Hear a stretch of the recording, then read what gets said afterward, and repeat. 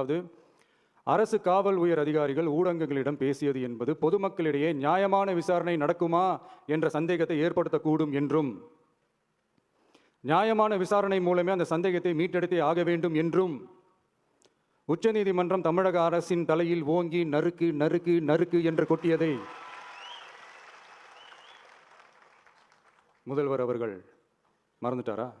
பொது வழிகாட்டு முறைகளான SOP அமைக்கப்பட்டு வெளியிட வேண்டும் என்ற கோரிக்கையுடன் வந்த ரிட் மனுவை நீதிபதிகள் டிவிஷன் பெஞ்ச் தான் கையாள வேண்டும், தனி நீதிபதி பெஞ்ச் கையாளக்கூடாது என்றும் உச்சநீதிமன்றம் சொன்னதல்லவா? அது மட்டுமா, கோரிக்கையே இல்லாமல் SIT அமைக்கப்பட்டது எந்த வகையில் சரி என்றும் கேள்வி எழுப்பியது உச்சநீதிமன்றம்.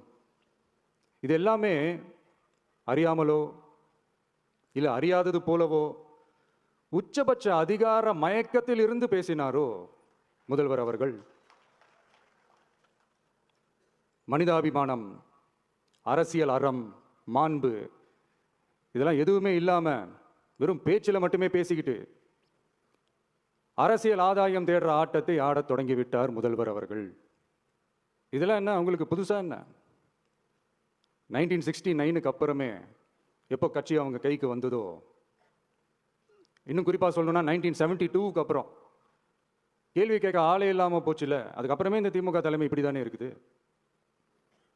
இப்போ நாங்கள் கேட்டோமே இந்த சில கேள்விகள், இதெல்லாம் நான் கேட்கல, சுப்ரீம் கோர்ட் கேட்டிருக்கு. இதனால என்ன புரிய வருது? இந்த கவர்மெண்ட் நடத்துகிற அந்த விசாரணை மேலே சந்தேகம் ஏற்படுதுன்னா அதுக்கு என்ன அர்த்தம்? உங்கள் மேலே நம்பிக்கை இல்லைன்னு அர்த்தம்.